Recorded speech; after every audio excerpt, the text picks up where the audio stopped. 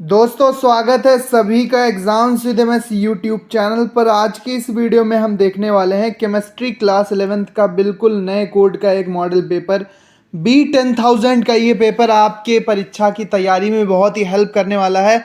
Half yearly exam अगर देने वाले हो 2023 में या फिर 2024 में, तो केमिस्ट्री क्लास 11th का ये मॉडल पेपर बहुत ही हेल्प करेगा।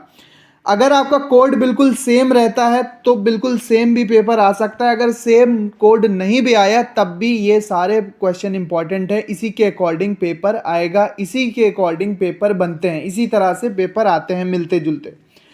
तो प्रारंभ में 15 मिनट प्रश्न पत्र को पढ़ने के लिए दिए गए हैं। सभी प्रश्न करना अनिवार्य है। प्रत्येक प्रश्न के आगे उनके अंक लिखे हुए हैं। गणनात्मक प्रश्नों में गणना कीजिए, जहां आवश्यक और रासायनिक समीकरण दीजिए। ठीक है। अब सबसे पहले आप बताइए कि आप ये वीडियो कौन से शहर कौन से गांव से देख रहे हो। अपने शहर या फिर गांव का नाम कमेंट बॉक्स में ज़रूर बताना। साथ ही साथ एक लाइक करके एक अच्छा सा कमेंट ज़रूर लिख देना, ताकि आपको सभी प्रकार के मॉडल पेपर्स बनाने के लिए मुझे इंस्पिरेशन मिलती रहे। मैं सारे मॉडल पेपर आपको बताऊंगा यहाँ पर, तो लाइक ज़रूर करना। तो यूपी बोर्ड का ये पेपर है, लेकिन बाकी सभी state board, Bihar board, MP board, Jharkhand board, Uttarakhand board, Haryana, Chhattisgarh, ठीक है, सभी बोर्ड के लिए इंपॉर्टेंट, राजस्थान बोर्ड। तो सबसे पहला प्रश्न है, जल में H और O का भारात्मक अनुपात क्या है? भारात्मक अनुपात क्या है किसका? जल और O का। तो ये अनुपात होता है 1:8। तो बी वाला ऑप्शन करेक्ट है। इसके बाद Mn2 पॉजिटिव यानी मैग्नीज 2 पॉजिटिव, जिसका परमाणु क्रमांक मैग्नीज का कितना होता है? 25। आयन में अयुग्मित इलेक्ट्रॉनों की संख्या क्या है? तो इसका जो इलेक्ट्रॉनिक विन्यास होगा बच्चों, तो वो क्या होगा आप ध्यान से देखना। ये होगा 2,8,13, 2,8,13, 2। ठीक है। अब यहाँ पे 3 में क्या है? 3D, सॉरी, यहाँ पे 3 में क्या है? 3s2, 3p6। ठीक है, कितने हो गए? 8 और 8 5 13, 3d5 और 4s2। ठीक है। तो अब ये s वाले तो 2 पॉजिटिव में निकल जाएंगे, इनसे कोई मतलब नहीं रहा। तो इसमें कितने अयुग्मित इलेक्ट्रॉन होंगे? 5, जो कि पाँचों 5 d ऑर्बिटल में उपस्थित हैं। 5 अनपेयर्ड इलेक्ट्रॉन d ऑर्बिटल में उपस्थित हैं। ठीक है। अब बात करते हैं यहाँ पर हम सेकेंड ए समूह के तत्व क्या कहलाते हैं? इसका ये है 5 वाला। सेकेंड ए समूह के तत्व कहलाते हैं क्षारीय मृदा धातुएं। क्या कहलाते हैं? क्षारीय मृदा धातुएं। फर्स्ट ए के क्या कहलाते हैं? क्षार धातुएं या क्षारीय धातुएं। तो इसका थर्ड वाला ऑप्शन सही है, एस ब्लॉक का सेकेंड ए ग्रुप, क्षारीय मृदा धातुएं। इसके बाद बेंजीन, बेंजीन में सिग्मा और पाई आबंधों का अनुपात कितना है? बेंजीन में सिग्मा और पाई बंधों का अनुपात 4 होता है। मतलब किस तरह से? देखो, बेंजीन का स्ट्रक्चर 6 कार्बन इस तरह से एक हेक्सागोनल चेन बनाएंगे, और इनके साथ 6 हाइड्रोजन एक एक सिग्मा बॉन्ड से जुड़ा होगा। 6 हाइड्रोजन यहाँ पर हो जाएंगे, और 3 यहाँ पर डबल बॉन्ड होते हैं, अल्टरनेट डबल बॉन्ड। तो 3 पाई बॉन्ड है, 12 सिग्मा बॉन्ड है। तो 12/3 करोगे तो जो सिग्मा बॉन्ड है वो 4 गुने हैं, यानी कि इनका अनुपात क्या है? 4:1 है। तो यहाँ पर 4, ये ऑप्शन ये वाला करेक्ट होगा। ठीक है। अगला प्रश्न है कि CH2Cl2 में कार्बन की ऑक्सीकरण संख्या कितनी है? कार्बन की ऑक्सीकरण संख्या निकालनी है, तो इसको x मान लेंगे। हाइड्रोजन की 1 होती है तो प्लस में 2 कर देंगे, क्लोरीन की माइनस होती है तो -2 कर देंगे, बराबर 0। ठीक है। 2 को उधर ले जाएंगे तो यहाँ पर 2 2 कट जाएगा, तो यहाँ पर ऑक्सीडेशन नंबर कितनी आ जाएगी? 0। कार्बन की ऑक्सीकरण संख्या कितनी आती है? यहाँ पर 0 आएगी। ये सी वाला ऑप्शन करेक्ट है। इसके बाद मुक्त मूलक का लक्षण नहीं होता। मुक्त मूलक का लक्षण क्या नहीं होता? विद्युत उदासीनता, अयुग्मित इलेक्ट्रॉन की उपस्थिति होती है, अनुचुंबकीय गुण होता है, हेट्रोलिटिक विदलन से बनना नहीं।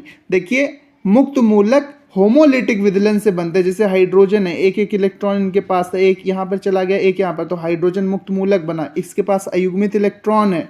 ठीक है। अनुचुंबकीय गुण भी होता है और विद्युत उदासीन भी होता है ये। ठीक है। एक इलेक्ट्रॉन इसके पास पड़ा रहता है। ठीक है। जहाँ पर ये रिएक्शन कर सकता है, एक इलेक्ट्रॉन की साझेदारी से बॉन्ड बना सकता है, लेकिन ये हेट्रोलिटिक विदलन से नहीं बनते, ये होमोलिटिक विदलन से बनते हैं। तो यहाँ पर ये वाला ऑप्शन करेक्ट है। ठीक है, मुक्त मूलक का लक्षण नहीं होता। कौन सा? ये फोर्थ वाला नहीं होगा, होमोलिटिक से बनते हैं। अब 2-2 नंबर के प्रश्न आ जाते हैं। प्रश्न संख्या 2 में काफ़ी अच्छे यहाँ पर प्रश्न है, वीडियो को लास्ट तक देखेंगे। 10 ग्राम हीलियम में परमाणुओं की संख्या ज्ञात कीजिए। इसके बाद कोश किसे कहते हैं? KLMN जो मुख्य कक्षाएं होती हैं उन्हीं को कोश कहते हैं। मेंडलीव की मूल आवर्त सारणी की 2 कमियां बताइए। इसके बाद अष्टक नियम क्या है वो आपको लिखना है। अष्टक नियम क्या है वो लिखना है। इसके बाद मुक्त मूलक क्या होते हैं ये आपको बताना। होमोलिटिक विदलन से बनते हैं, मुक्त मूलक कहलाते हैं। HNO3 में नाइट्रोजन की ऑक्सीकरण संख्या निकालनी है, तो इसको क्या मान लेंगे? हाइड्रोजन की 1, नाइट्रोजन की x, ऑक्सीजन की हो गई ऑक्सीजन की कितनी हो गई? -6, तो -6 उधर जाएंगे, +6, ये माइनस प्लस का 5 यहाँ पर ऑक्सीडेशन नंबर निकलेगी। नाइट्रोजन की कितनी? +5। HNO3 नाइट्रिक अम्ल में नाइट्रोजन की ऑक्सीडेशन नंबर आती है +5। अगला प्रश्न यहाँ पर देखो, 3p6 में चौथे इलेक्ट्रॉन की चारों क्वांटम संख्या ज्ञात कीजिए। 3p6, अब 3p6 है यानी p में कितने ऑर्बिटल? 3, 1 2 3 4 5 6 इलेक्ट्रॉन। कौन से इलेक्ट्रॉन? चौथे इलेक्ट्रॉन की। 1 2 3 4, ठीक है, 1 2 3 4। ये जो इलेक्ट्रॉन है इसकी आपको चारों क्वांटम संख्या निकाल। तो मुख्य क्वांटम संख्या कितनी है? 3 है। L कितना है? 1 है क्योंकि P है, ठीक है। M कितना है? M हो जाएगा यहाँ पर -1, 0 + 1 होता तो M -1 हो गया। S क्या हो गया? -½ हो गया क्योंकि इसका चक्रण नीचे की ओर है। तो ये चारों क्वांटम संख्या होंगे। n बराबर 3, L बराबर 1, M बराबर -1 और S बराबर -1/2। तो ये चारों क्वांटम संख्या इसकी निकलेंगी। 3p6 के चौथे इलेक्ट्रॉन की चारों क्वांटम संख्याएं क्या निकली? L बराबर 3, L बराबर 1, M बराबर -1, M बराबर -1 और S बराबर चक्रण क्वांटम संख्या कितनी निकली? -1/2 क्योंकि नीचे की ओर चक्रण था चौथे इलेक्ट्रॉन का। मुख्य क्वांटम संख्या, द्विगंशी क्वांटम संख्या, चुंबकीय क्वांटम संख्या और चक्रण क्वांटम संख्या, ठीक है, ये रहेगा। इसके बाद है हमारे पास कि NH3 की लुईस डॉट स्ट्रक्चर बनाना है। तो लुईस डॉट स्ट्रक्चर क्या है? नाइट्रोजन बीच में, इसके पास 5 इलेक्ट्रॉन होते हैं, ठीक है, 5 इलेक्ट्रॉन होते हैं। एक हाइड्रोजन के पास एक इलेक्ट्रॉन होता है, एक इलेक्ट्रॉन होता है जो यहाँ पर साझेदारी करके बॉन्ड बनाते हैं। 3 बॉन्ड बनाते हैं, एक लोन पेयर पड़ा रहता है। तो ये इसका लुईस बिंदु स्ट्रक्चर हो गया। इसके बाद यहाँ पर पाउली का अपवर्जन नियम किसी को नहीं छोड़ना अगर फर्स्ट ईयर में पढ़ते हो। वैद्युत संयोजी यौगिकों के लक्षण। 3 नंबर में समविदलन यानी जिससे मुक्त मूलक बनते हैं, जो अभी मैंने बताया आपको। होमोलिटिक विदलन बताना है आपको क्या होता है। इसके बाद रेडॉक्स अभिक्रिया क्या होती है, जिसमें ऑक्सीकरण और अपचयन दोनों साथ साथ हो, रेडॉक्स अभिक्रिया। इसके बाद CaCl2 × 2H2 का प्रतिशत संगठन ज्ञात कीजिए। टिप्पणी करना है आपको वैद्युत ऋणात्मकता और इलेक्ट्रॉन बंधुता पर। वैद्युत ऋणात्मकता पर पूरा वीडियो चैनल पर उपलब्ध है, आप देख सकते हैं कि किसी भी परमाणु की, किसी भी तत्व के परमाणु की इलेक्ट्रॉन को अपनी ओर आकर्षित करने की क्षमता को ही वैद्युत ऋणात्मकता कहते हैं, ठीक है। और इलेक्ट्रॉन बंधुता क्या होता है? इलेक्ट्रॉन एफाइनिटी क्या होता है कि किसी परमाणु, कोई परमाणु अपने भीतर एक इलेक्ट्रॉन कितनी आसानी से प्रवेश करने देता है, उसे हम इलेक्ट्रॉन बंधुता कहते हैं। इसके बाद पाई बंध किसे होता, पाई बंध किसे कहते हैं? उदाहरण से समझाइए, ठीक है। पाई बॉन्ड किसे कहते हैं? उदाहरण से समझाइए। कार्बोनियम आयन किसे कहते हैं? कार्बोनियम आयन की विशेषताएं बताइए। आधुनिक आवर्त नियम क्या है? आवर्त सारणी की विशेषताएं तथा कमियों को बताइए।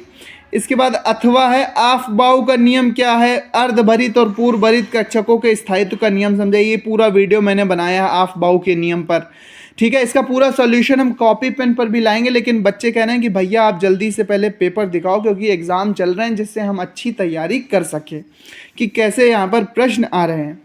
संकरण आता ही आता है तो संकरण को बिल्कुल नहीं छोड़ना है। sp sp2 sp3 कम से कम तैयार करना है। इसके बाद IUPAC नाम क्या हो जाएगा? इसका एथिलीन हो जाएगा, इसका एथेनोइक अम्ल हो जाएगा, इसका क्या हो जाएगा?